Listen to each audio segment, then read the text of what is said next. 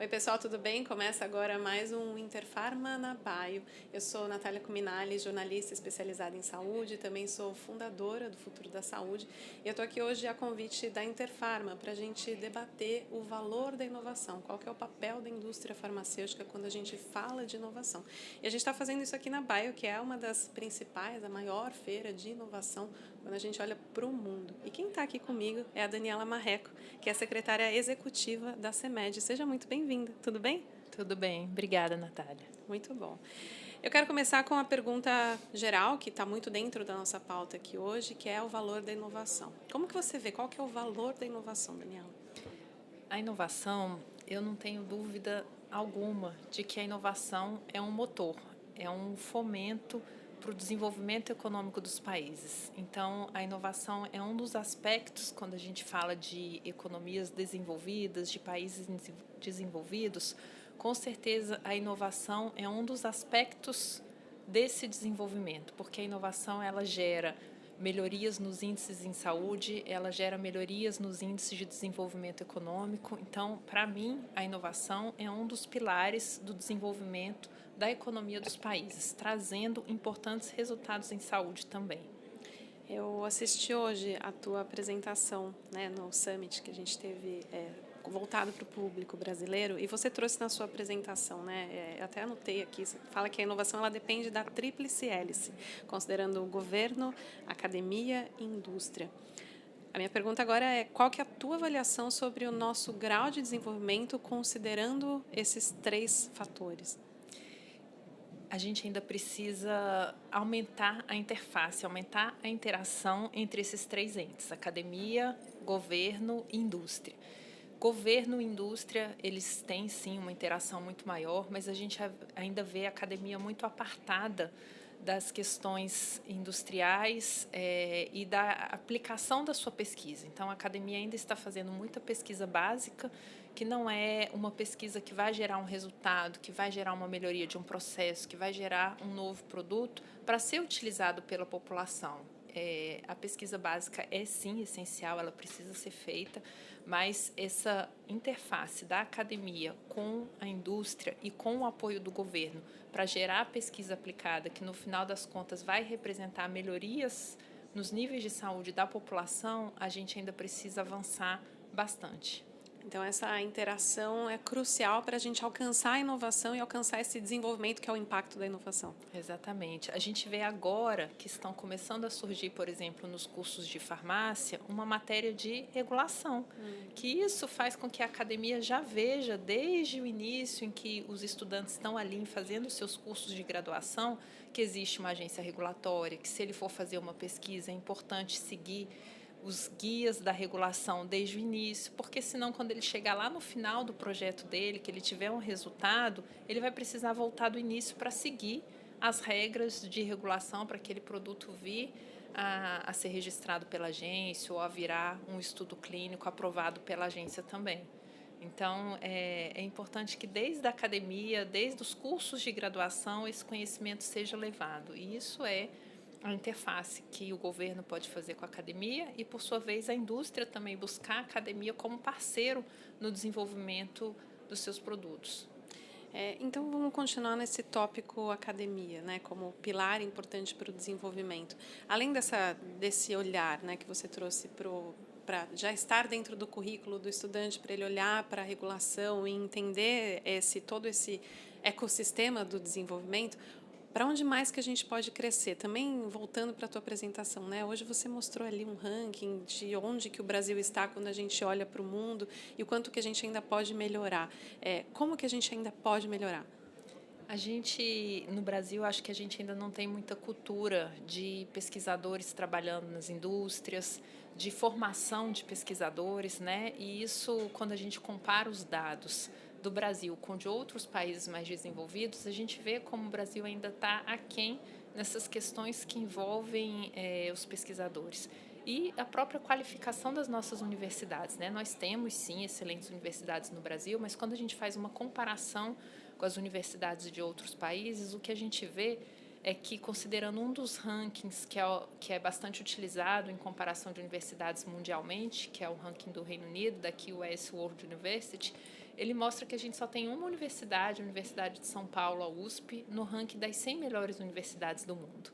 O ranking do The Times mostra que não tem nenhuma universidade brasileira dentre as 200 melhores do mundo.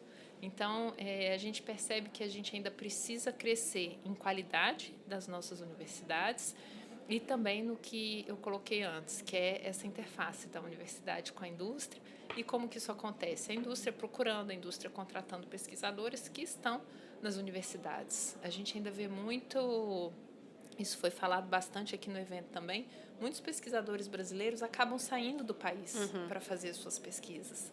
Então, essa é uma realidade que a gente precisava reter esses talentos para serem utilizados nas nossas indústrias e nos nossos desenvolvimentos também. E você acredita que hoje a gente vive um cenário mais favorável para esse desenvolvimento? Para que, de repente, a gente tenha mais universidades nesse ranking? A gente está nesse caminho? Eu acho que sim. Eu acho que, como foi falado no evento hoje também, existe uma conjuntura de fatores que estão favorecendo, né? É claro que isso é um processo, isso não acontece do dia para a noite, mas nós temos leis no Brasil, nós temos programas governamentais que visam incentivar a pesquisa, o desenvolvimento e a inovação na indústria brasileira. Então, eu acho que existe sim um arcabouço normativo e esse arcabouço normativo precisa começar a ser mais utilizado pelas indústrias em parceria com a academia, e aí as startups têm um papel essencial nesse processo, porque a startup ela é exatamente o link da academia com a indústria, né? Ela é uma indústria dentro da academia.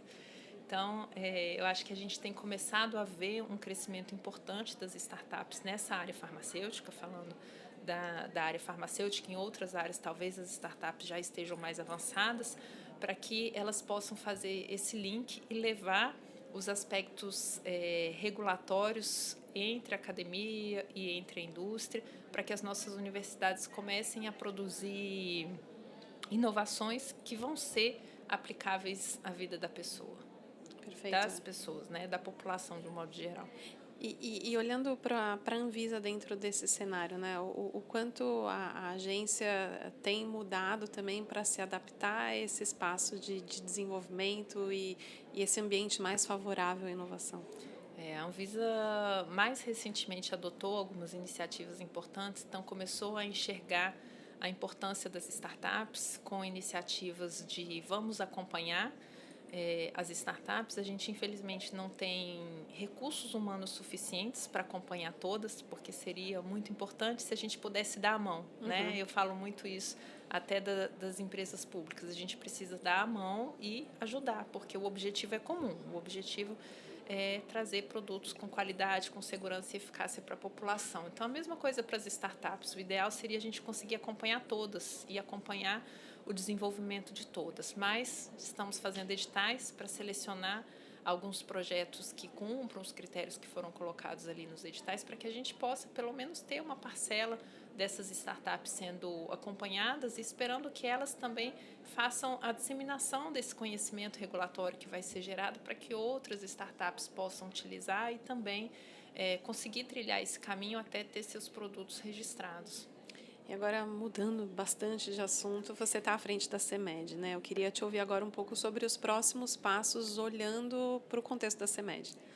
A CEMED também está envolvida, totalmente envolvida no cenário da regulação, e eu falo muito que a CEMED ela é um aspecto essencial do acesso. Né? A gente pensa que registrou, acabou, registrou, o produto tem registro no Brasil, mas se ele não tiver um preço, e se ele não tiver um preço adequado, ele não vai estar acessível à população.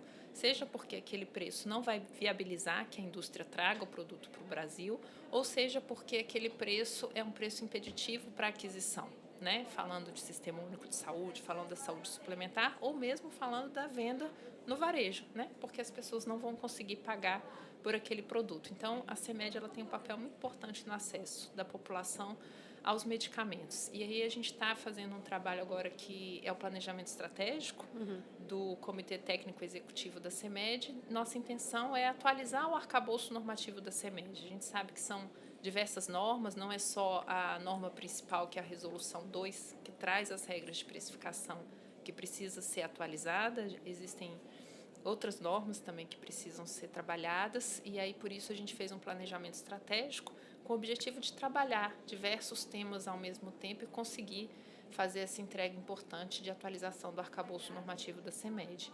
E dentro dessa atualização a gente está falando de regras para precificação de produtos de terapia avançada, regras para precificação de medicamentos biosimilares, regras para precificação da inovação incremental, que é o que a gente discutiu muito hoje. Eu não preciso ter uma inovação radical, o desenvolvimento de um novo produto, mas às vezes a melhoria de um processo, a melhoria de um produto já existente é uma inovação importante, né? E que precisa estar disponível também. E por que é importante atualizar essas regras? Porque o mercado mudou muito, né? As regras de precificação, elas foram definidas em 2004. Em 2004 a gente tinha um cenário o quê? De empresas brasileiras fabricando principalmente medicamentos genéricos. Então ela é uma norma excelente, a Resolução 2 de 2004, ela atende de forma muito boa as regras de precificação e a precificação dos medicamentos ao longo desses últimos 20 anos, mas hoje a gente tem uma realidade, como eu mostrei na apresentação, de um mercado que já possui terapias avançadas, que custam na casa dos milhões, um aumento importante de medicamentos biológicos, que também são medicamentos de alto custo, e os próprios aspectos técnicos que a Resolução 2 pede, eles já muitas vezes não conversam com as regras de registro. Então, se a regra de registro já me permite apresentar um estudo clínico de fase 2, a regra da CEMED hoje não permite, porque ela ainda traz a necessidade do estudo de fase 3. Então, são essas questões que a gente precisa atualizar para contemplar a inovação do mercado farmacêutico, que chegou nesses últimos anos, e a evolução regulatória das regras da Anvisa também. Então, para a inovação chegar, é importante todo mundo se atualizar, né? É sistêmico, isso a gente tem certeza, né? Não adianta melhorar o INPI com os prazos de patente ou melhorar as regras de pesquisa clínica. É todo esse ambiente que envolve a inovação que precisa cada um fazer sua parte, e eu acredito que estamos todos fazendo, inclusive a indústria está fazendo, os órgãos de governo estão fazendo, a academia está muito mais envolvida, então eu acho que é cada um fazer a sua parte para esse sistema funcionar. Perfeito. Eu queria te agradecer demais, Daniela. Muito bom ter você aqui. Eu que te agradeço. Obrigada. Obrigada. A gente encerra, então, essa nossa entrevista. A gente se vê na próxima. Até mais.